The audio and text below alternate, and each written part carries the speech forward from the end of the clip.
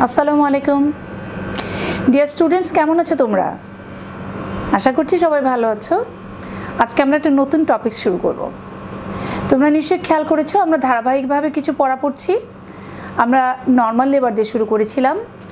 Normal লেবারের পরে আমাদের আরেকটা সিরিজ গেছে যেটা হলো অ্যাবনর্মাল লেবার। এখন আমরা একটা নতুন টপিক শুরু করতে যাচ্ছি। এটাকে আমরা বলছি complications of the third stage of labour. তোমরা জানো what is the third stage? That is, baby has delivered but the placenta is still undelivered and the duration is 15 minutes. But if the placenta is not delivered within 30 minutes, then we called it retained placenta. So now we are starting the complications of the third stage of the labor. To prevent the complications of the third stage of the labor, we have a very unique protocol of the management of the third stage, that is the active management of third stage of the labor. যেটা আমরা লেবারে কিন্তু third স্টেজে খুব ভালো করে পড়েছি এবং এটা আমরা বলেছি নামটা active management of third stage of labour, AMTSL। এবং তার মধ্যে আমরা কম্পোনেন্টের মধ্যে বলেছি immediate after delivery of the baby আমরা সঙ্গে সঙ্গে 10 unit oxytocin we should give to the IM stat to the mother, then delivery of the placenta by control contraction, and third uterine massage। এই তিনটা কাজ যদি আমরা করি, এই তিনটা কাজ করে যদি এই ফর্মুলাটা যদি আমরা মনে রাখি বা করি মানে আমাদের সবাইকে করতে হবে। each and every delivery should be in third stage should be delivered by the AMTSL। এবং এই AMTSL যদি আমরা করি তাহলে যেটা হচ্ছে রিটেন প্লাসেন্টার চান্স কিন্তু অনেক কমে যাবে। তার সাথে আমাদের duration of the third stage এটা কমে যাবে এবং ব্লিডিংয়ের অ্যামাউন্ট যতটুকু আছে সেটুকু কমে যাবে, and also it decreases the chance of the postpartum haemorrhage. কাজেই এই একটা থিওরি যদি আমরা করি তাহলে কিন্তু দেখা যাচ্ছে আমরা এই থার্ড স্টেজের কমপ্লিকেশনস অনেক কমিয়ে নিয়ে আসতে পারবো।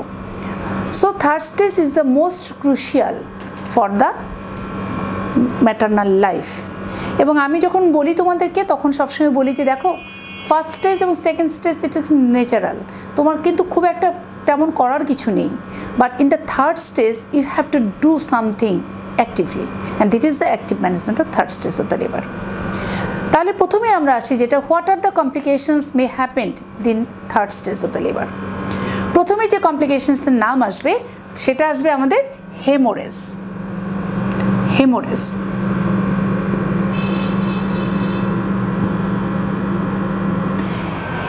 তার মানে কি?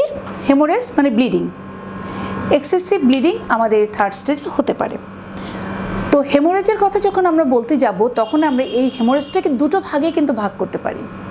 একটা ভাগ হলো যেটা যে প্লাসেন্টা ইজ স্টিল আনডেলিভার্ড, এখনও প্লাসেন্টা ডেলিভারি হয়নি বাট দিস ইজ ব্লিডিং, এবং এই জিনিসটাকে আমরা বলি যেটা সেটা হলো রিটেন প্লাসেন্টা। এবং যদি হাফ অ্যান আওয়ার পাস ঘুরে যায়, এটা পার হয়ে যায়, তাহলে কিন্তু সেক্ষেত্রে আমাদের এই ডায়াগনোসিস হবে it's a case of written placenta. এবং এই রিটেন প্লাসেন্টা এটা একটা এন্টিটি, আলাদা এন্টিটি, আমরা আলাদা করে এটাকে পড়বো। আরেকটা যেটা হতে পারে placenta may be delivered partially or completely but followed by the excessive haemorrhage bleeding, যেটাকে আমরা বলছি পোস্টপার্টাম হেমোরেজ। এবং এই পোস্টপার্টাম হেমোরেজকে আমরা বলেছি যেটা ট্রু হেমোরেজ বলছি, অথবা আমরা বলতে পারি মানে তাহলে এটা হলো প্লাসেন্টাল সাইড থেকে ব্লিডিং হচ্ছে প্লাসেন্টাল ব্লিডিং, আর এটা হচ্ছে ট্রু পোস্টপার্টাম হেমোরেজ। এবং পোস্টপার্টাম হেমোরেজের ক্ষেত্রে আমরা এটাকে বলেছি আমরা দুটো ভাগে ভাগ করি। এটা হলো primary postpartum haemorrhage if it happens from the third stage up to the next 24 hours, আর সেকেন্ডারি পোস্টপার্টাম হেমোরেজ যেটা 24 আওয়ার্স থেকে শুরু করে পিউপিডিয়াম পর্যন্ত হতে পারে। তাহলে এই দুটো ভাগে আমরা ভাগ করেছিলাম এবং সেক্ষেত্রে আমরা প্রাইমারি পিপিএসটাকে এই থার্ড স্টেজের কমপ্লিকেশনস হিসাবে বলবো। তাহলে এটা হলো একটা। 2 নম্বর যে কমপ্লিকেশনস আসছে সেটা হলো শক।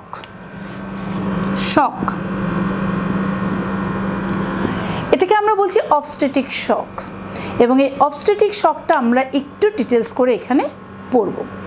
4 নম্বর কমপ্লিকেশনস যদি আমরা বলি তাকে আমরা বলেছি ইউটেরাইন ইনভার্সন।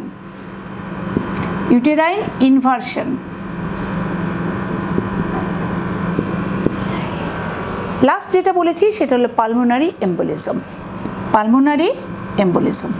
তাহলে এই চারটা ব্রড হেডিংয়ে আজকে আমাদের ক্লাসটা ভাগ হচ্ছে। তাহলে আমরা প্রথমেই যেটা শুরু করব সেটা হলো baby delivered but placenta undelivered. এবং এই প্লাসেন্টা ডেলিভার না হওয়ার কারণে যেটা হাফ অ্যান আওয়ার পার হয়ে গেছে হয়নি, তখন আমাদের ভাবে এটা ডায়াগনোসিস হবে it's a case of written placenta. এবং তোমরা যখন লেবার রুমে ডিউটি করবে তোমার এত বেশি রিটেন প্লাসেন্টা আসবে, তোমরা দেখবা যে এর জন্য তোমাদেরকে কিন্তু খুব দক্ষ হতে হবে এই জায়গাটাতে, যে আমরা কীভাবে এটা দ্রুত ডেলিভারি অফ দ্য প্লাসেন্টা করতে পারবো। তাহলে ডেফিনেশন গেল। এখন যদি আমরা বলি যে কেন রিটেন প্লাসেন্টা হচ্ছে, তাহলে সবচেয়ে আগে যেটা দেখা যাচ্ছে যে ইনইফেক্টিভ ইউট্রাইন কন্ট্রাকশন, যেটা আমরা আগেও বলেছিলাম যে অ্যাবনর্মাল ইউট্রাইন কোনো কন্ট্রাকশনের জন্য আমাদের সেকেন্ড স্টেজে যেরকম প্রবলেম হয়, first stage, second stage, third স্টেজও হয়। এবং অনেক সময় দেখা যায় এই ইনইফেক্টিভ কন্ট্রাকশনের জন্য প্লাসেন্টাটা টোটাল সেপারেটই হচ্ছে না, অথবা পার্শিয়াল একটু সেপারেট হয়েছে কিন্তু পুরাটা হচ্ছে না, এবং সেই জন্য এটা রিটেন্ট হয়ে গেছে। সেটা একটা কারণ হতে পারে। আরেকটা হতে পারে কি প্লাসেন্টা কিন্তু সেপারেট হয়েছে but due to some constriction এখানে এই জিনিসটা রয়ে গেছে, সেটা আটকে আছে, সেটা হতে পারে।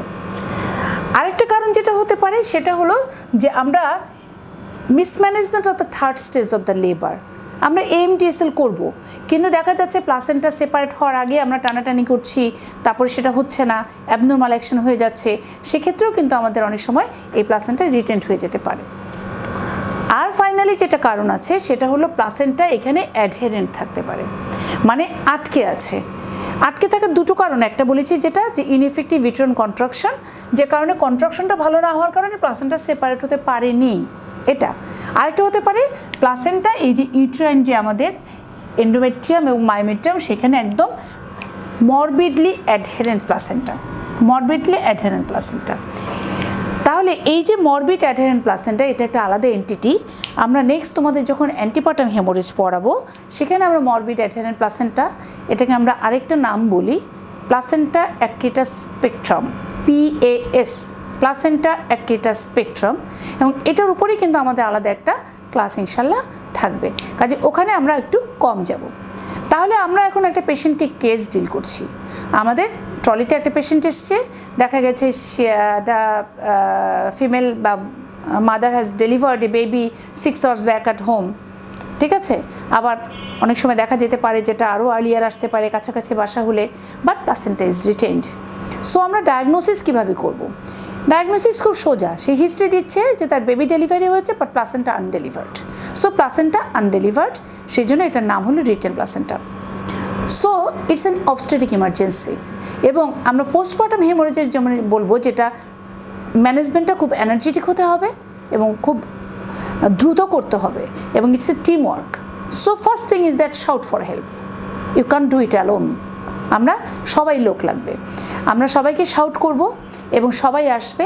প্রথমেই দেখা যাবে তার ভাইটালসগুলো আমরা দেখিয়ে দেবো, তার পালস কত, তার ব্লাড প্রেশার কত, তার পেইল কেমন, তার স্কিন কন্ডিশন কেমন, সে কি পেইল হয়ে গেছে কিনা, সোয়েটিং বেশি হচ্ছে কিনা, মানে level of shock and vital সায়েন্সটা আমরা দেখে নেব। এটা দেখতে দেখতে কিন্তু আরেকজন কী করছে, হোয়াইট বোর্ড ক্যানুলা দিয়ে দুটো ক্যানুলা ওপেন করে ফেলবে। ক্যানুলা ওপেন করার সঙ্গে সঙ্গে সে কিন্তু সিরিঞ্জ দিয়ে ব্লাড টেনে নেবে এবং they will ask for the blood ট্রান্সফিউশনের জন্য, গ্রুপিং অ্যান্ড ক্রস ম্যাচিংয়ের জন্য ব্লাডটাকে স্যাম্পল পাঠিয়ে দেবে। এটা কাজ করছে একজন। এবং তারপরে ক্যানুলা দিয়ে আমরা কী করব, আমরা ফ্লুইড ভলিউম রিপ্লেসমেন্ট করতে হবে। কারণ আমরা দেখব যেটা যে ভলিউম, যেহেতু তার প্রচুর পরিমাণে হেমোরেজ হয়েছে, ব্লিডিং হয়ে গেছে, তার শরীর থেকে অনেক ভলিউম কমে গেছে, কাজে you should replace the volume.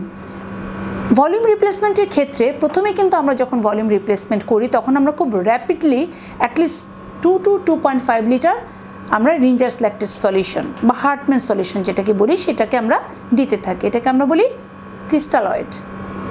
এবং আমরা ব্লাডের জন্য অপেক্ষা করতে করতে যদি তখনও আমাদের ব্লাড হাতে আসতে দেরি হতে পারে, উই ক্যান অ্যাড কলয়েড।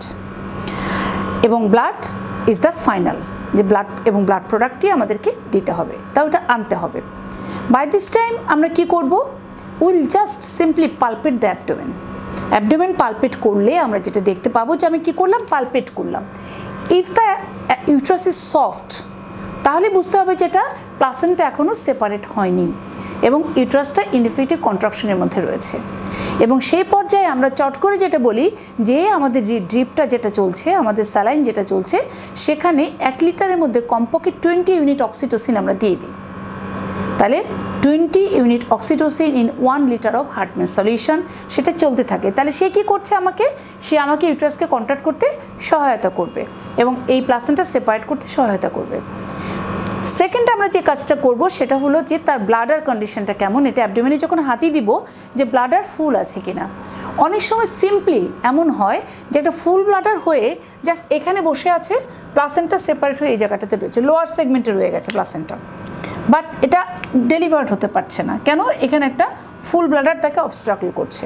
তাহলে আমি ব্লাডার কন্ডিশনটা দেখব, দেখার পরে আমি চলে যাব হলো পারভেজেনাল। দ্রুত পারভেজেনাল যখন যাব আমি সার্জিক্যালি স্ক্র্যাপড হব। স্ক্র্যাপড হয়ে আমি যেটা করব সেটা হলো ফার্স্ট কাজ হলো ভালভাল ওয়াশ দেওয়া, অ্যাসেপ্টিক ওয়াশ, এবং তারপরে আমরা প্রথমে যেটা করি সেটা পুটে ক্যাথেটার। ক্যাথেটার করলে যেটা আমাদের সুবিধা হলো সেটা হলো যদি ফুল ব্লাডার হয়ে থাকে তাহলে ব্লাডার ইভাকুয়েট হয়ে গেল এবং এই প্রেশারটা তার চলে গেল। এবং এইরকম একটা অবস্থার মধ্যে আমরা কিন্তু ইউট্রাসের কন্ট্রোলটা আরও ভালো করে দেখতে পাবো যে ইউট্রাসটা কি কন্ট্রাক্টেড অর নট। যদি ইউট্রাসটা কন্ট্রাক্টেড না হয় at this stage you can give the message also, সেটাও আমি দিতে পারবো, যেটা আমার প্লাসেন্টার সেপারেশনে হেল্প করবে। এবং এই ক্যাথেটারটা আমরা কিন্তু শুধুমাত্র যে ওয়ান টাইম ক্যাথেটার দিই তা না, আমরা কিন্তু কন্টিনিউয়াস ক্যাথেটারাইজেশন রাখবো, যাতে আমরা পরবর্তীতে এই পেশেন্টের আউটপুট চার্টটা মনিটর করতে পারি। বিকজ যদি কখনো কোনো পেশেন্ট শকে চলে যায়, renal perfusion and renal output is a very important indicator for the status of the shock. কাজে এটা আমরা রেখে দেব। তাহলে এটা আমরা করার পরে আমি কি এখন বিবেচনা করতে হচ্ছে যে এই যে প্লাসেন্টা আমার আছে, এই প্লাসেন্টাকে সেপারেটেড টু নট। যদি আমি দেখি ইউট্রাসটা কন্ট্রাক্টেড, তাহলে জাস্ট পুট এ হ্যান্ড, আমাদের ইউট্রাস কন্ট্রাক্টেড হয়ে আছে, put a hand, bladder evacuate হয়ে আছে, জাস্ট কন্ট্রোল ট্রাকশন দিলাম, প্লাসেন্টা কিন্তু আউট হয়ে যেতে পারে। এটার মধ্যে খুব সিম্পল। তাহলে আমরা বলেছি যেটা যে if the uterus is contracted, you have open the channel, you have given the oxytocin, you have evacuate the bladder and you are giving the message and the uterus is contracted, so it indicates the placenta is separated and it is stagnant within the lower segment. And you can just keep a hand on the patient's abdomen towards the umbilicus down and backwards and control contraction and deliver the placenta. After deliver the placenta, you should check all the cotyledons are intact and you have delivered the placenta and all the membranes as it is retained. There may be chance of some missing cotyledon within the uterus or some membrane which may cause later postpartum hemorrhage. So you have to check it very well. Not only that, after checking, we will just explore the uterus whether there is any missing cotyledon or any membranes. তাহলে এটা আমাদেরকে তখন করতে হবে। But আমি যদি হাত দিয়ে দেখি যে ইউট্রাস ইজ সফট, ব্লিডিং হচ্ছে, তাহলে তোমাকে বুঝতে হবে যে এই প্লাসেন্টা এখনও সেপারেট হয়নি। So you have to separate the placenta. এখানে অনেক সময় দেখা যায় একটু ওয়েট করে আমি যে মেডিকেশনসগুলো দিয়েছি, অক্সিটোসিন, ম্যাসেজ, এটাতে কিন্তু প্লাসেন্টা সেপারেট হতে পারে। যদি হয়ে যায় তাহলে কিন্তু তুমি কন্ট্রোল ট্রাকশনের মধ্যে প্লাসেন্টা ডেলিভারি করতে পারবা। এবং তোমরা লেবার রুমে আমি দেখা যায় আমার ইন্টার্ন ডক্টররা কিন্তু প্রচুর প্লাসেন্টা এভাবে রিমুভ করে ফেলছে এবং পরবর্তীতে তারা ভলিউম রিপ্লেসমেন্ট করছে, ব্লাড রিপ্লেসমেন্ট করছে, রোগী ভালো হয়ে যাচ্ছে। বাট যদি এমন হয় যে আমার এই মেডিকেশনসগুলো দেওয়ার পরেও আমার ইউট্রাস সফট হয়ে আছে এবং আমার কাছে মনে হচ্ছে যে প্লাসেন্টা সেপারেট একদমই হয়নি, so we have to go to the manual removal of the placenta. মানে তুমি কন্ট্রোল ট্রাকশন প্লাসেন্টা রিমুভ করতে পারছো না, so you should go for the manual removal of the placenta. So it's another aspiration for the your exam, final MBBS exam, what is the manual removal of the placenta. তাহলে এরকম একটা অসপিস্টেশন যদি থাকে তাহলে আমরা কিভাবে বলবো? আমরা প্রথমে বলবো ইন্ডিকেশনটা কি, written placenta, and here the placenta is attached, uterus is soft, so which indicates the placenta is not separated and you have to go for the manual removal of the placenta. ওই স্টেপসগুলো কিন্তু বলে নিতে হবে যে shout for help, open the channel, IV fluid, grouping cosmetic, এগুলো কিন্তু common থাকবে। তারপরে কি করব আমরা এই পেশেন্টকে কনসেন্ট নিব, because you should remove the placenta under general anaesthesia. You should not try within the labour room. Okay, এটা খুব ইম্পর্টেন্ট, বিকজ আমরা যখনই এখানে ম্যানুয়াল রিমুভাল করতে যাব তার সাথে সাথে কিন্তু ওটা এত যে সহজ কাজ তা নয়, এবং এটা প্রচুর কমপ্লিকেশনস হতে পারে, পেইনফুল হতে পারে, পেশেন্ট অনেক বেশি হেমোরেজ হয়ে পেশেন্ট খারাপ হয়ে যেতে পারে, এবং patient May go to the neurogenic shock also. So we should remove the placenta in the operation theatre under general anaesthesia. তো জেনারেল অ্যানেস্থেসিয়া যখন দেওয়া হয়ে যায়, প্লাসেন্টা যখন দেওয়া হয়ে যায়, তাহলে বাই দিস টাইম কিন্তু আমি সব কিছু করেছি, আমার দুটো চ্যানেল চলছে, যদি ব্লাড এসে যায় আমি ব্লাড লাগিয়ে দিব, রিপ্লেসমেন্ট করব, ইভাকুয়েট করা হয়েছে। আমি কিভাবে ম্যানুয়াল রিমুভাল করবো, টেকনিকটা কি? আমরা ভালভাল ওয়াশ দিব, আমি তো সার্জিক্যাল স্ক্র্যাপটা আছি। প্রথমে আমরা যে কাজ করবো, আমরা এই হাতটাকে কোন শেপড ম্যানারে, এই বাম হাত দিয়ে তার ভালভাটাকে অ্যাপার্ট করব, এবং কোন শেপড ম্যানারে আমি হাতটাকে আস্তে আস্তে ঢুকিয়ে দিব। এই হাত থেকে আস্তে আস্তে ঢুকিয়ে আমি এই পর্যন্ত চলে যাব, অথবা এই পর্যন্ত চলে যাব। যখন আমার ডান হাত উইদিন দ্য ইউটেরাস, তখন আমার বাম হাত থাকবে অ্যাবডোমেনের উপরে, এবং তখন আমাকে কিন্তু গার্ড করছে, এবং ইউট্রাসটা সফট থাকার কারণে আমি কিন্তু আমার দুইটা হাতকে ফিল করতে পারি যে হ্যাঁ, এখানে আমার ইউট্রানের ভেতরে হাতটা দেখতে পাচ্ছি, এবং এখানে অ্যাবডোমিনাল। এইরকম পর্যায়ে যখন হবে, তখন আমি প্রথমেই যে কাজ করব সেটা হলো এখানে একটা প্লাসেন্টাল মার্জিনে যেতে চাই, চেষ্টা করব, যেটাকে আমরা বলছি যে ক্লিভেজ। এখানে তো মেমব্রেন আছে, এটা একটা ক্লিভেজ। এই ক্লিভেজ মানে একদম একটা মার্জিনের মধ্যে চলে যাওয়ার চেষ্টা করব। চলে যেয়ে যখনই আমি ক্লিভেজটা পেয়ে যাব, তখন আমি এই আঙ্গুল দিয়ে এরকম আস্তে আস্তে আস্তে আস্তে স্লাইস করে করে করে করে এই প্লাসেন্টাকে সেপারেট করতে চেষ্টা করব। ঠিক আছে? তাহলে আমরা কি করব, একটা সময় দেখবো যে একটু একটু একটু একটু করে সেপারেট হতে হতে পুরো প্লাসেন্টা তখন আমাদের সেপারেট হয়ে যাবে।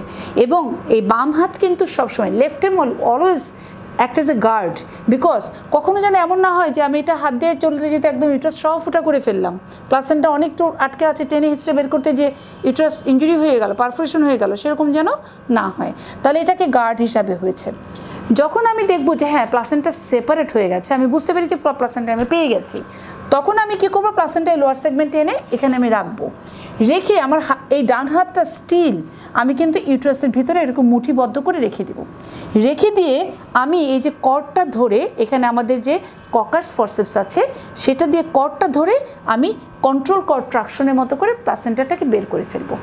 But still my hand is within the cavity. কেন উইদিন দ্য ক্যাভিটি আমরা বলি, যে প্লাসেন্টা তো আউট হয়ে গেছে, but again you have to explore, খুঁজে দেখতে হবে কোনো জায়গায় কোনো মিসিং কটিলেডন আছে কিনা।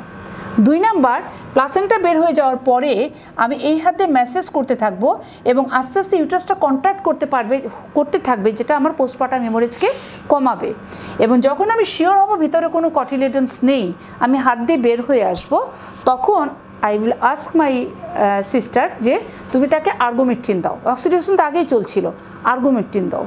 রিমেম্বার, আর্গোমেট্রিন আমরা কিন্তু কখনো প্লাসেন্টা যদি ভিতরে রিটেন থাকে আমরা আগে দিব না, কারণ আর্গোমেট্রিন দিয়ে দিলে একে করে কি সার্ভিসকে ক্লোজ করে দেয়, তখন তুমি হাত ঢোকাতে পারবে না।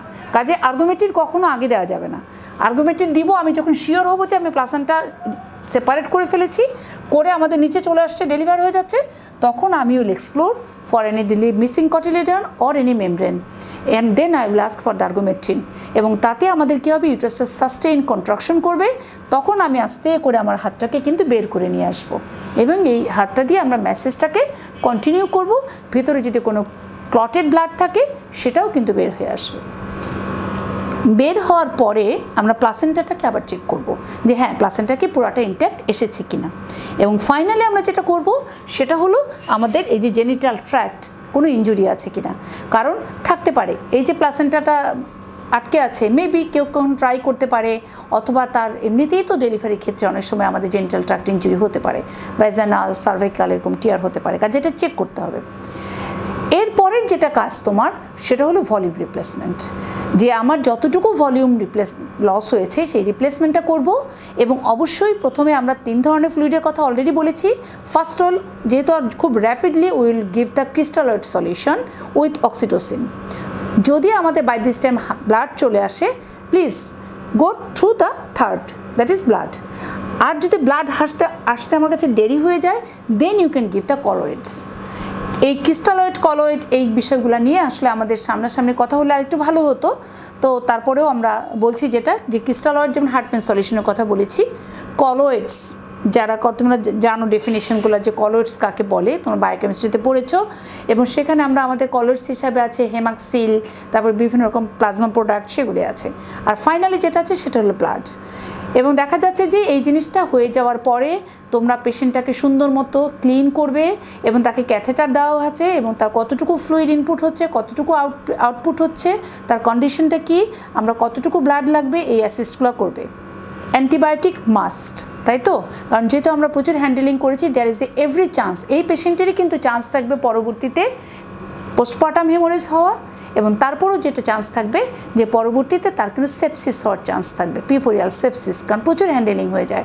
কাজে this is the first part, that is the retained placenta. Retained প্লাসেন্টার পরে আমরা যেটাকে বলেছি সেটা হলো true postpartum haemorrhage. True postpartum haemorrhage আসলে আমরা আজকে পড়বো না, এটা ট্রু পোস্টপার্টাম হেমোরেজ নেক্সট উইকে আমরা ইনশাল্লাহ এটার একটা ভালো বড় একটা ক্লাস লাগবে, সেটা আমরা সেখানে কভার করার চেষ্টা করব। তাহলে আমরা ফার্স্টে কভার করলাম কি হেমোরেজ। এখন আসলে শক। সো হোয়াট ইজ শক? আমরা যদি খুব ভালো যদি মনে করি একদম সহজ বাংলায় বলি যেটা, যে it is the inadequate perfusion to the organ due to the lack of oxygenated blood. তাহলে কি হচ্ছে, আমাদের পারফিউশন, টিস্যু পারফিউশন ভালো হচ্ছে না, কেন? শকে চলে গেছে, কারণ অক্সিজেনেটেড ব্লাড সেখানে পৌঁছাচ্ছে না। এই যে না পৌঁছানোর জন্য, শকের আবার কিছু কারণ আছে। সেই শকের কারণের মধ্যে সবচেয়ে অবস্টেটিক্স ইম্পর্টেন্ট হলো আবার এই হেমোরেজিক শক। আবার ফিরে যাব আমরা হেমোরেজিক শক, কাজে হেমোরেজিক শক এখানে তো আমাদের কভার করার এখানে কোনো প্রয়োজন নেই। 2 নম্বর শকের কথা যদি আমরা আসি সেটা হলো কার্ডিওজেনিক শক। এবং কার্ডিওজেনিক শক আমাদের বেশি পাওয়া যায় যেটা, যেমন ডেলিভারি হয়ে গেছে বাট হঠাৎ করে পেশেন্ট শকে চলে গেছে, দেখা গেল তার মেবি পেরিপার্টাম কার্ডিওমায়োপ্যাথি, যেটাকে আমরা বলি যে ডাইলেটেড কার্ডিওমায়োপ্যাথি, সেটা হতে পারে, অথবা এমন হতে পারে যেটা মায়োকার্ডিয়াল ইনফ্রাকশন, অথবা কার্ডিয়াক অ্যারেস্ট, অথবা কার্ডিয়াক টেম্পোনেন্ট। এবং এই কমপ্লিকেশনসগুলো বিশেষ করে যেটা সিজারিয়ানের পরে কিন্তু এই কার্ডিয়াক কমপ্লিকেশনস আরও বাড়তে থাকে। তার কারণ সিজারিয়ানে তো আসলে আমাদের প্রচুর ফ্লুইড ইউজ করতে হয়, তার কারণ আমরা যখন স্পাইনাল অ্যানেস্থেসিয়া দিয়ে আমাদের মানে ইন্টারভাস্কুলার ফ্লুইড ভলিউমটাকে মেনটেন করার জন্য আমাদের প্রচুর কিন্তু আমাদের ফ্লুইড দিতে হচ্ছে, যে কারণে যে কোনো সময় কিন্তু আমাদের কার্ডিয়াক লোড বাড়া কিংবা একটা এনিমিক পেশেন্ট হঠাৎ হার্ট ফেলিওরে যাওয়া, এটার সম্ভাবনাটা বেশি থাকে। তো আর কি ধরনের শক হতে পারে? আর যেটা হতে পারে সেটা হলো নিউরোজেনিক শক। নিউরোজেনিক শকের মধ্যে একটা শক কিন্তু আমরা বলে ফেলেছি যে এই যে আমার এই প্লাসেন্টা আটকে আছে, আমি উইদাউট অ্যানেস্থেসিয়া প্লাসেন্টা রিমুভ করতে গিয়েছি, সিভিয়ার পেইন হয়েছে পেশেন্টের বা ট্রাকশন হয়েছে, পেন শকে চলে গেছে। আরেকটা নিউরোজেনিক শক এই 3rd স্টেজে হতে পারে, যেটা হলো ইউটেরাইন ইনভার্সনের ক্ষেত্রে হতে পারে। আমরা ইউটেরাইন ইনভার্সন যখন হবে তখন আমরা নিউরোজেনিক শকটা কীভাবে ডেভেলপ করছে আমরা বলছি। আর কী ধরনের শক হতে পারে? সেপটিক শক হতে পারে। সেপটিক শক যেটা, সেই সেপটিক শকটা মূলত আমরা পিউপোরিয়াল সেপসিসে পাই, কিন্তু যেহেতু আমরা 3rd স্টেজ বলছি, তাহলে 3rd স্টেজে সেপটিক শক কীভাবে হতে পারে আমরা যদি বিবেচনা করি, তাহলে সেপসিস আগের থেকে ছিল, তাহলে এখন তো সেপসিসের এভিডেন্স এত তাড়াতাড়ি আসবে না। তাহলে এমন যদি হয় কোনো patient premature rupture of the membrane ছিল, তার কোরিওএমনিনাইটিস ডেভেলপ করেছে, সে ডেলিভারি হয়েছে, এবং সেই 3rd স্টেজে কিন্তু তার সাডেনলি সেপটিক শক ডেভেলপ করতে পারে। তো শকে যদি একটা পেশেন্ট থাকে, এটা কিন্তু শুধুমাত্র যে অবস্টেটিক শক তা কিন্তু নয়, এই শক ম্যানেজমেন্টটাকে কিন্তু আমাদের মেডিকেল সায়েন্সে অত্যন্ত গুরুত্বপূর্ণ। এবং একটা পেশেন্ট যখন আনকনশিয়াস, ইটস অ্যান ইমার্জেন্সি, সেই জন্য প্রথমেই আমাদের যেটা করতে হবে যে এই পেশেন্টটা শকে আছে, তার ফিচারগুলো আমরা কি দেখতে পাই। ফিচারগুলো দেখতে যখন আমি শুরু করতে যাব, পেশেন্টকে অ্যাটেন্ড করতে যাব, আমি দেখেছি কি পেশেন্ট আনকনশিয়াস, তুমি তো দেখেছো আনকনশিয়াস, অথবা পেইল দেখেই বোঝা যাচ্ছে, তখন তুমি অ্যাসিস্ট করতে যাওয়ার আগে প্লিজ শাউট ফর হেল্প, কারণ you can't do it alone. এবং আমরা যদি শকের ফিচার্স আমরা বলি, what are the features of shock, একটু মাথা থেকেই যদি শুরু করি, প্রথমেই যেটা আসে, পেশেন্ট একটুখানি যদি কনশাসও থাকে তাহলে অ্যানোক্সিক থাকে অথবা কনফিউজড থাকে, এবং যখন খুব বেশি শকে চলে যায় তখন আনকনশাস হয়ে যেতে পারে। তার স্কিনটা কীরকম হয়ে যায়? কোল্ড, কামি এবং সোয়েটিং। এটা কেন হয়?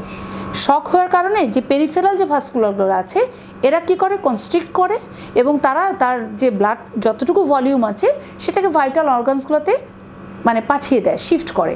সে কারণে স্কিনটা আমাদের কোল্ড কামি হয়ে যায়, সে পেইল হয়ে যায়। তার কনজাংটিভা পেইল হয়ে যায়, তার লিপসগুলো পেইল হয়ে যায়, তার টাংটা পেইল হয়ে যায়, প্যালোর ডেভেলপ করে। এবং আমরা যেটা দেখতে পাই সে হলো ব্রিদিং, তার রেসপিরেটরি রেট কিন্তু অনেক বেড়ে যাবে। তার কারণ আর সে কী করছে, অক্সিজেনেটেড ব্লাড তাকে পৌঁছাতে হবে, যে কারণে সে ব্রিদিংও বেশি নিচ্ছে এবং তার সাথে সাথে তার ট্রাকিকার্ডিয়া হয়ে যাবে, হার্টবিট অনেক বেড়ে যাবে। কাজে হার্টবিট দেখা যাচ্ছে বেশি এবং ব্লাড প্রেশার কমে যাবে। রিমেম্বার, ব্লাড প্রেশার কমে যাওয়া it's a late sign of shock. First sign যেটা হলো সেটা হলো আমাদের রেসপিরেটরি রেট বেড়ে যাবে এবং ট্যাকিকার্ডিয়া হবে। এই জন্য আমি সবসময় ক্লাসে একটা কথা বলি, there is a no value of blood pressure unless you put your hand on the pulse of the patient. Pulse না দেখে তুমি ব্লাড প্রেশার দেখলে হবে না। আমরা ফেজ অফ শকে যখন যাব তখনই আমরা বলবো যে কেন সেটা হবে না। আর দেখবো সেটা কিডনি, ইউরিনারি আউটপুট। কিডনির ক্ষেত্রে বলা হয়েছে, আমি তোমাকে আগেও বলেছি, ইটস এ ভেরি, কারণ যখনই এর কিডনি তো ভাইটাল অর্গান, তাই না?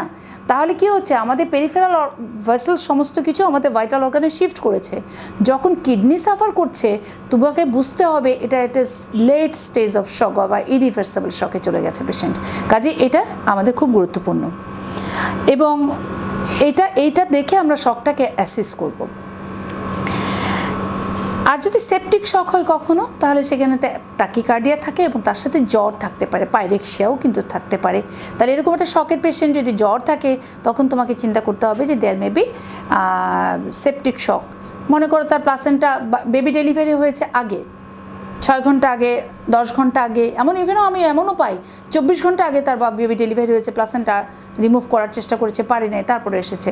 সেপসিস ডেভেলপ করতে পারে না, কাজে সেপসিস হতে পারে এবং সেক্ষেত্রে আমরা দেখব টেম্পারেচারটা কিন্তু আমরা রেইজড পাবো। তো এইরকম একটা পেশেন্ট হলে আমি প্রথমে বলেছি shout for help and assess the consciousness, সে কি কনশাস কিনা। তো কনশাসনেসের মধ্যে আমরা জানি, তোমরা সার্জারিতেও পড়েছো, সব জায়গায় পড়েছো যে কনশাসনেস দেখার জন্য আমরা গ্লাসগো কমা স্কেল পড়ি। অনেক কঠিন, আমার মনে থাকে না আসলে, এই জন্য আমরা সহজ করে পড়ি। আমরা একটু বলি AVPU, AVPU।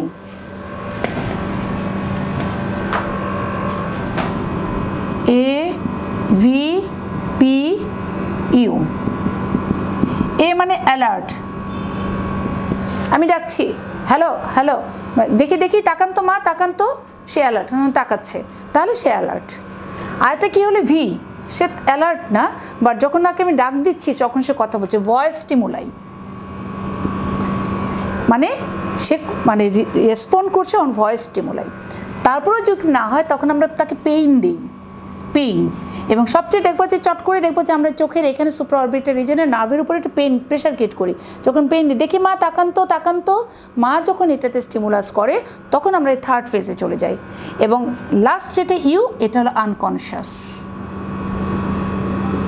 Patient, total unconscious. তাহলে আমরা একটা খুব সোজা ফর্মুলা মনে রাখতে পারি, AVPU।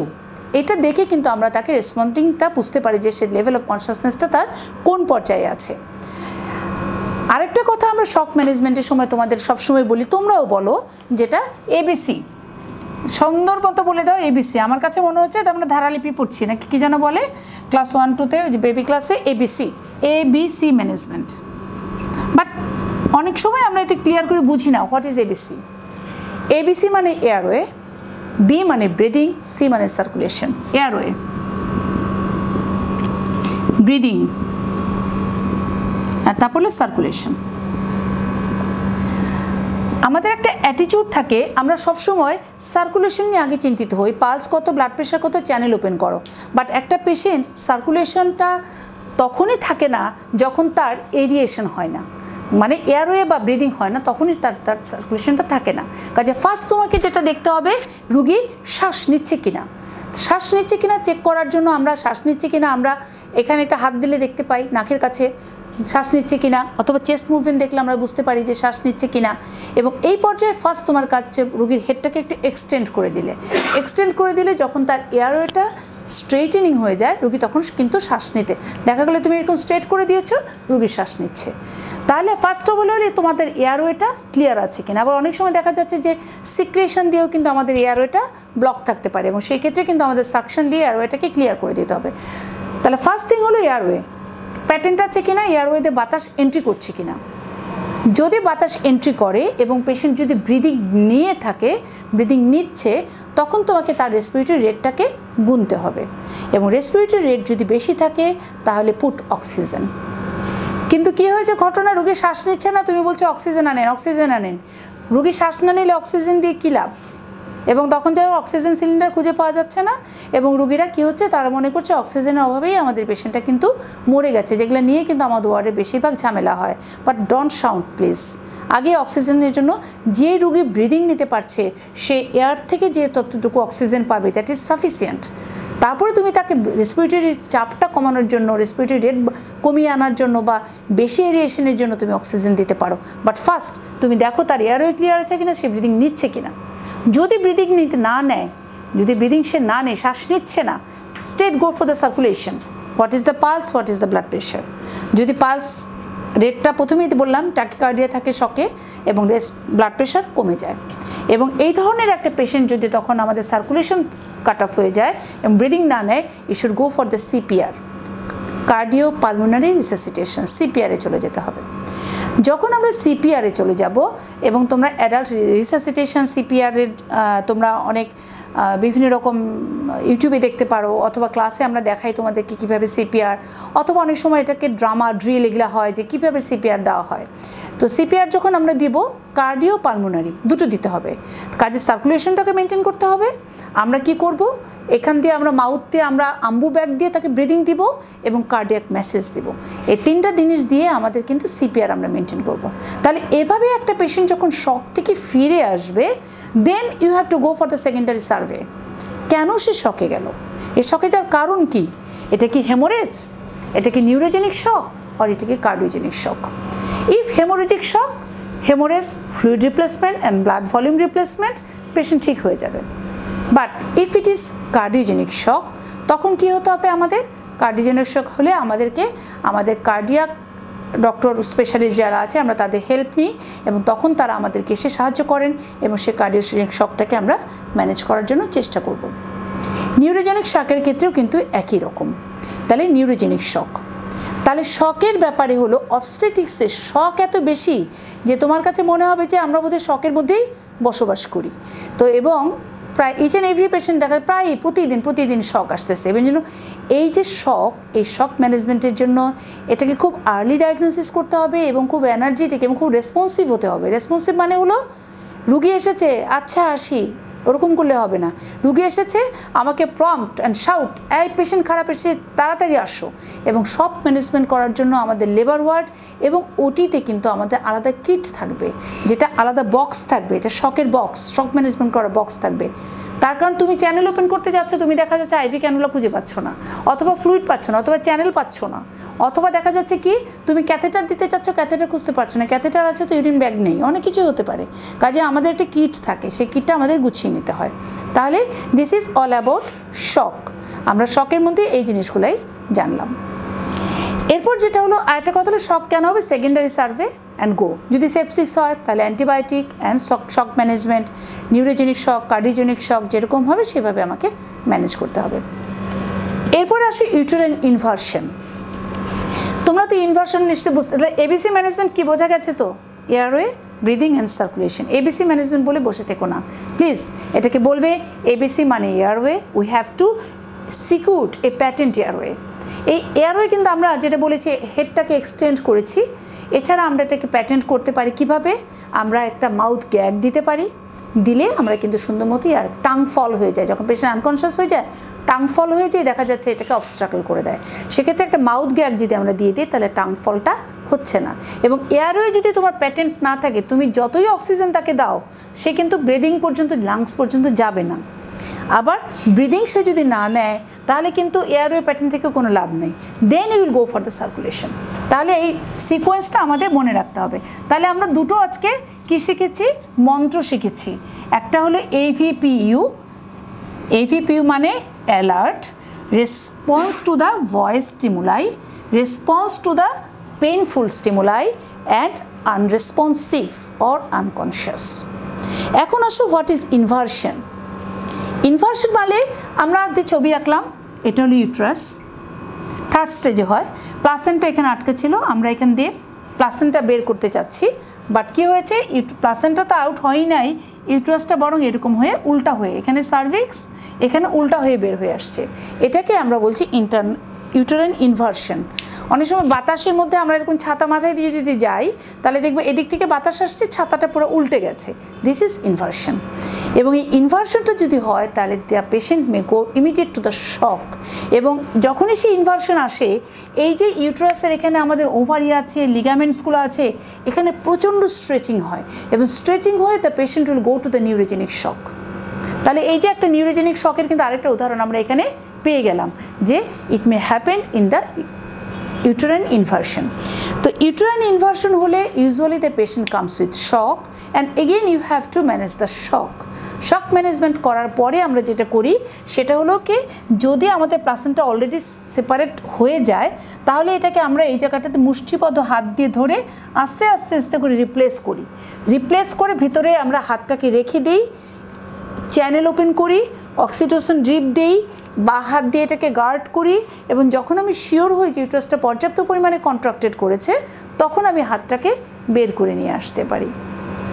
অনেক সময় দেখা যায় যদি লেট হয়ে যায়, যে অনেকক্ষণ পরে এসেছে, তখন একটা হাইড্রোস্ট্যাটিক প্রেশার দিয়ে একটা মেথড আছে, ও সিলিভেন্স মেথড, ওইটা আমাদের করা যায়। এটা আসলে তোমাদেরকে আমরা খুব একটা জিজ্ঞাসা করি না অতদূর পর্যন্ত।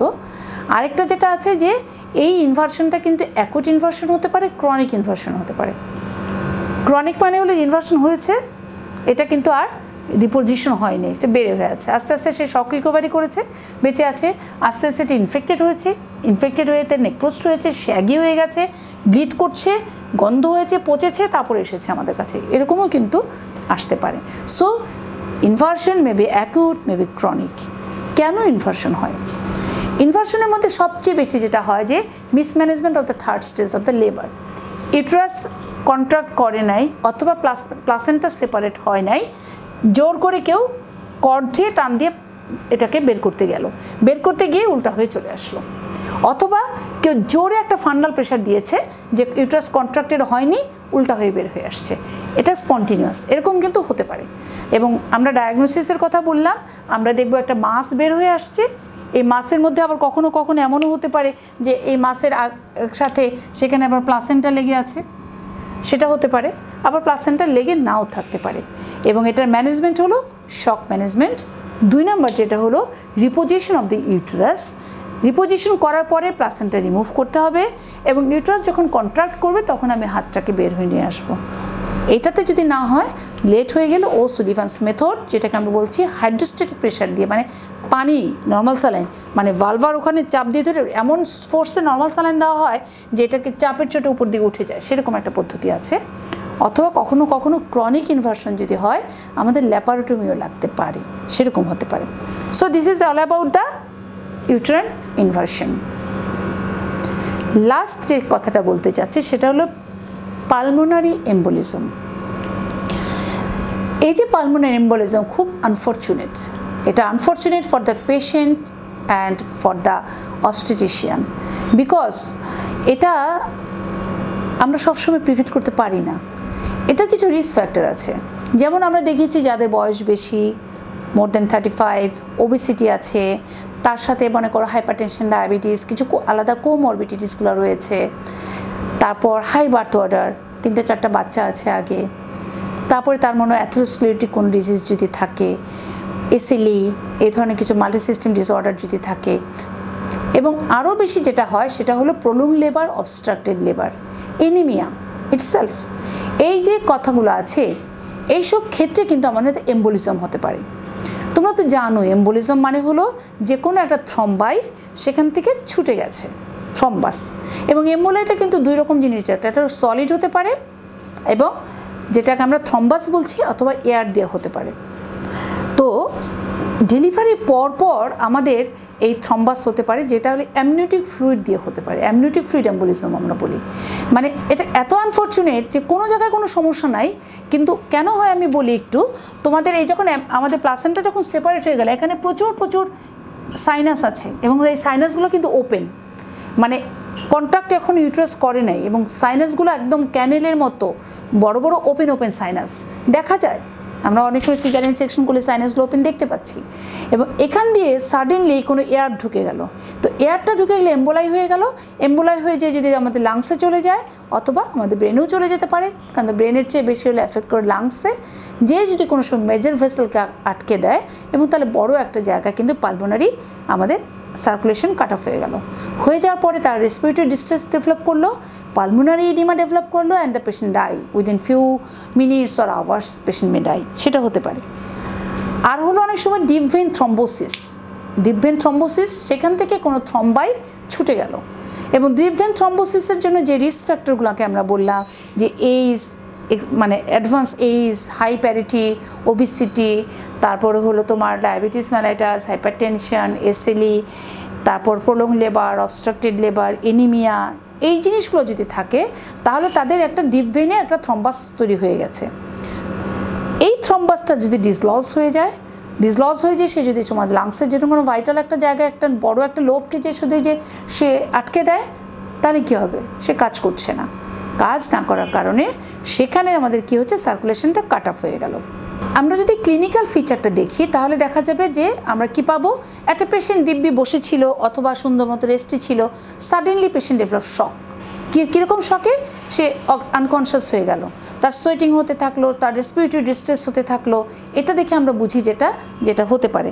ডায়াগনোসিস অনেক সময় ক্লিনিক্যাল, কারণ হলো যেটা যে আমরা কখনো এটার জন্য যে ডায়াগনোসিসগুলো করা দরকার, যেমন মনে করো আমরা সিটি করতে পারি, এমআরআই করতে পারি, অথবা ডিডাইমার করতে পারি, ফিব্রিন ডিগ্রেডেশন প্রোডাক্ট করতে পারি, এগুলি যে করতে যাব এটার জন্য সময় লাগে, ততক্ষণে টাইম আসলে ম্যাক্সিমাম সময় পেশেন্ট আমাদেরকে দেয় না, ডেথ রেট ভেরি করে। এবং এমন হতে পারে যে যদি খুব ভালো ইনস্টিটিউশন হয় ডেভেলপড কান্ট্রিতে death rate com, but it maybe 100% ডেথও কিন্তু আমাদের হতে পারে। এবং সেটা বললাম যেটা যে এত আনফর্চুনেট যে আমার সব কিছুই ভালো ছিল, তারপরেও সিজারিয়ান সেকশনের পরেও কিন্তু এটা হতে পারে। কাজেই আমাদের এটা পালমোনারি এম্বোলিজম, এটা আমাদের জন্য একটা খুব মানে প্যানিক, মানে এমন নাইটমেয়ার্স বলতে পারো, প্যানিক আমাদের অবস্টেট্রিশিয়ানদের জন্য, যেখানে আসলে আমাদের তেমন কিছু করার ছিল না, বাট এই ধরনের একটা হেলদি পেশেন্ট আমরা লস করলে এটা আমাদের জন্য খুবই দুঃখজনক, আমাদের পেশেন্টের জন্য অত্যন্ত আনফর্চুনেট। তাহলে এই যে পালমোনারি এম্বোলিজমের আমরা কথা বললাম, সেটাও কিন্তু আমাদেরকে এই থার্ড স্টেজের কমপ্লিকেশনস হতে পারে। থার্ড স্টেজের কমপ্লিকেশনসে যখন আমরা বলেছিলাম যেটা যে কার্ডিওজেনিক শক, সেই জায়গাটাতে আমি একটা জিনিস বলে যেতে চাই, সেটা হলো যে আমাদের তো প্রচুর সিজারিয়ান সেকশন হয়, এবং সেই জায়গাটাতে আমাদের অ্যানেস্থেশিয়ার হ্যাজার্ডস হিসাবে হাইপোটেনশন এবং কার্ডিয়াক অ্যারেস্ট, হাইপোটেনশন থেকেই কিন্তু কার্ডিয়াক অ্যারেস্ট হয়। কাজে দেখা যাচ্ছে পেশেন্ট হঠাৎ হাইপোটেনশন হয়ে গেছে, পেশেন্ট কার্ডিয়াক অ্যারেস্ট হয়ে গেছে, আমাদের সেখানে সিপিআর দিচ্ছে, সিপিআর দেওয়ার পরে খুব আর্লি ডায়াগনোসিস হয়ে গেলে পেশেন্ট রিকভারি হয়ে যায়, ফিরে আসতে পারে, বাট লেট ডায়াগনোসিস হয় তাহলে we may lose our patient, even we may lose our patient in the operation theatre also. So shock, obstetric shocks is a big chapter, but তোমাদের জন্য আমরা এই জিনিসটাকে একটু ছোট করে সংক্ষিপ্ত করে পড়বো, কারণ তোমাদের জন্য অবস্টেটিক শক অনেক কঠিন হয়ে যায়। এখন আর একটা লাস্ট আমি যে কথাটা বলতে চাই, যেটা শকের 3টা ফেজ আছে, early, compensatory and non compensatory, irreversible. Early shock, early মানে হলো যে পেশেন্ট শকে গেছে এবং তখন তার সিমটম যদি আমরা দেখি তাহলে আমরা দেখব যেটা তার শুধু অনলি পালস রেট বেড়ে গেছে, তার স্কিনটা একটু কুল হয়ে গেছে, কারণ হলো সে ভাইটাল অর্গানসগুলোতে তার এটা শিফট করেছে, ঠান্ডা, স্কিনটা কুল এবং সোয়েটিং হয়েছে, রেসপিরেটরি রেট বেড়েছে, কিন্তু সে তখনও কিন্তু তার ব্লাড প্রেশার বেশি। এই ব্লাড প্রেশার বেশি থাকার কিন্তু একটা কারণ আছে, তার কারণ যখনই পেশেন্টের হাইপোভলিউমিয়া হয়েছে তখন ব্যারোরিসেপ্টর এবং কেমোরিসেপ্টর ট্রিগার জোনটা কিন্তু স্টিমুলেটেড হয়ে গেছে, সে কী করছে, ভেসেলকে কনস্ট্রিক্ট করে দিচ্ছে। এই কনস্ট্রিক্টের জন্য তুমি পেরিফেরাল ভেসেলে যখন তুমি ব্লাড প্রেশার দেখছো তখন তুমি দেখতে পাচ্ছ তার blood pressure 140/90, so you are happy with the blood pressure, but তার পালস রেট আছে 130 অ্যান্ড রেসপিরেটরি রেট আছে 30, so it is the early shock. কাজে তুমি যদি মনে করো যে না আমার ব্লাড প্রেশার 140/90 আছে, আমি হ্যাপি উইথ দিস, তাহলে you may lose your patient. 2 number যেটা আসতেছে সেটা হলো যেটাকে আমরা বলছি কম্পেনসেটরি ফেজ, যখন আমাদের হেমোরেজিক শক বা অন্য কোনো শক হতে যায়, ভলিউম যখন নিউরোজেনিক শক যদি হয়, মনে করো যে স্পাইনাল অ্যানেস্থেসিয়া দেওয়ার পরে জিনিসটা কিন্তু একই, ভেসেল ডাইলেট করে যাবে, ইন্ট্রাভাস্কুলার ফ্লুইড কম্পার্টমেন্টে তুলনামূলকভাবে আমাদের ভলিউমটা কমে যাবে নিউরোজেনিক শকে, যে কাজে সে হেমোরেজিক শকের মতোই বিহেভ করে। তো সে কি করছে তখন, সে প্রথমেই ভেসেল কি করে তখন এটাকে কম্পেনসেট করার চেষ্টা করে, নট অনলি ভেসেল, প্রথম দিকে সে কি করে পেরিফেরাল ভেসেল থেকে সমস্তটা ভাইটাল অর্গানসের দিকে ড্রাইভ করে, brain, heart, lungs, liver, kidney, these are the vital organs, সেখানে শিফট হয়। এবং তোমরা জানো যে আমাদের পেরিফেরাল ভাস্কুলার কম্পার্টমেন্টে হিউজ অ্যামাউন্ট ব্লাড থাকে, এটা ওইদিকে চলে যাওয়ার কারণে অনেক সময় আমাদের মিসডায়াগনোসিস হয়ে যায়। কাজেই দেখা যাচ্ছে পেশেন্টের লেভেল অফ কনসিয়াসনেস ভালো আছে, বাট পেশেন্ট কিন্তু আস্তে আস্তে খারাপ হয়ে যাচ্ছে। সো অলওয়েজ থিঙ্ক অ্যাবাউট, যে শক দেখার জন্য আমাদের যা যা আছে সব কয়টা দেখতে হবে, পালস দেখতে হবে, তারপরে আমাদের তার সাথে রেসপিরেটরি রেট দেখতে হবে, ব্লাড প্রেশার দেখতে হবে, এবং তার সাথে আমাদের যেটা ইউরিনারি আউটপুট মেজার করতে হবে, স্কিন কন্ডিশন, পেইল আছে কিনা সেটা আমাদেরকে দেখতে হবে, এবং লেভেল অফ কনসিয়াসনেস দেখতে হবে। তাহলে এটা হলো কম্পেনসেটরি ফেজ। কম্পেনসেটরি ফেজে তুমি যদি শককে অ্যাড্রেস করতে পারো, ম্যানেজ করতে পারো খুব energetically, you can save the life of the patient. এবং এই যে রিটেন প্লাসেন্টা হোক বা পোস্টপার্টাম হেমোরেজ হোক বা অ্যান্টিপার্টাম হেমোরেজ অথবা শক আফটার এক্লাম্পসিয়া, এই সব ক্ষেত্রে কিন্তু আমাদের এরকমভাবেই শককে ম্যানেজ করতে হবে। কাজে শক ইটস অ্যান আলাদা এন্টিটি আমাদের অবস্টেটিক্সে। লাস্ট হলো ইরিভার্সেবল শক। এমন পরিবর্তে শক হয়ে গেছে, ব্রেন সেল কতক্ষণ তোমার ভালো থাকবে, 2 মিনিট, 3 মিনিট, তার বেশি যদি আমার পেশেন্টের যদি ব্রেনের সার্কুলেশন না থাকে তাহলে কি হবে, নেক্রোস্ট হয়ে যাবে, আমাদের ওই জায়গাটা ইস্কেমিক হয়ে যাবে, নেক্রোস্ট হয়ে যাবে। পেশেন্ট সার্ভাইভ করলেও দেখা যাবে বিভিন্ন রকম প্যারালাইসিস হতে পারে, অথবা তার বিভিন্ন রকমের লং টার্ম মরবিডিটি থেকে যেতে পারে। আর কি হতে পারে, হার্ট কতক্ষণ ইস্কেমিক থাকতে পারবে, হার্ট ফেলিওর হবে, একসাথে সব ফেল, মানে শক হয়ে যায় আমাদের সেরিব্রাল ফেলিওর হয়ে গেল, কার্ডিয়াক ফেলিওর হয়ে গেল, আমাদের লিভার ফেল করে গেল, রেসপিরেশন ফেল হয়ে গেল, রেনাল ফেলিওর হয়ে গেল। সো অতঃপর তিনি মারা গেলেন কিভাবে, due to cardio respiratory failure. মৃত্যুর সার্টিফিকেট লেখার সময় যে the patient died due to cardio respiratory failure, মৃত্যুর পথযাত্রী কার্ডিও রেসপিরেটরি ফেলিওরে মারা যাবেন, but what is the primary cause of the death, you should find out and you should to point out the case, যে আমার কি হয়েছিল, shock due to haemorrhage. কেন হেমোরেজ হয়েছিল, পোস্টপার্টাম হেমোরেজ। কেন হয়েছিল, রিটেন প্লাসেন্টা হয়েছিল, অথবা অন্য কোনোভাবে হয়েছিল, অথবা এটা শক ডিউ টু কার্ডিওজেনিক শক। তাহলে শক কেন হয়েছিল সেটা কিন্তু আমাদেরকে ডায়াগনোসিস করতে হবে। তাহলে আজকে কিন্তু আমরা খুব একটা ইম্পর্টেন্ট ক্লাস করেছি, যেটা হলো complications of the third stage of the labour. এবং থার্ড স্টেজ কমপ্লিকেশনের 4টা খুব ইম্পর্টেন্ট কমপ্লিকেশনস আমরা বলেছি। প্রথমে বলেছি হেমোরেজ, 2 নম্বর বলেছি অবস্টেটিক শক, 3 নম্বর ইউটেরাইন ইনভার্সন, 3 নম্বর আর 4 নম্বরে যেটা বলেছে পালমোনারি এম্বোলিজম। হেমোরেজকে আমরা দুভাগে ভাগ করেছিলাম, আমরা বলেছি রিটেন প্লাসেন্টা এবং পোস্টপার্টাম হেমোরেজ। পোস্টপার্টাম হেমোরেজ আমরা নেক্সট উইকে ইনশাল্লাহ পড়ব।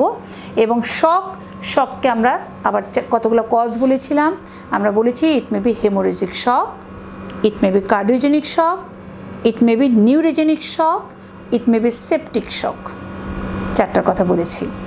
লাস্টলি আমরা বলেছি পালমোনারি এম্বোলিজম।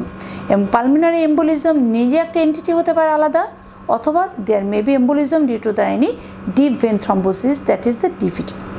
ঠিক আছে, তাহলে এটা একটা ওভারঅল আইডিয়া আমাদের থাকতে হবে।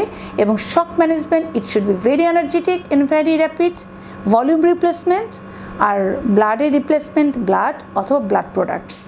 এই ব্লাড অ্যান্ড ব্লাড প্রোডাক্টস এবং ভলিউম রিপ্লেসমেন্ট আমরা পোস্টপার্টাম হেমোরেজের ক্লাসে এটাকে আরও ক্লিয়ার করব। তোমাদের 2টার কম্বাইন্ড যখন তোমাদের হবে তখন আশা করছি এটা তোমাদের কাছে অনেক ভালো লাগবে। তাহলে তোমরা আজকের জন্য আমরা এখানে শেষ করছি। প্লিজ প্রতিদিন যে কথাটা বলি, গো থ্রু দ্য বুকস, বইয়ে যেতে হবে, বই পড়তে হবে। এবং তার মাঝখানে আমরা আসলে সব কথা তোমাদেরকে কাভার করতে পারি না, তবে আমরা ইম্পর্টেন্ট কথাগুলো তোমাদেরকে বলে যাই, যে বইয়ের কোন জায়গাগুলো, বইয়ের মধ্যে অনেক কথা লেখা আছে, কোন পয়েন্টগুলো তোমাদেরকে মন দিয়ে পড়তে হবে সেটা আমরা বলে যাই। তাহলে সবার জন্য শুভকামনা রইল। আল্লাহ হাফেজ।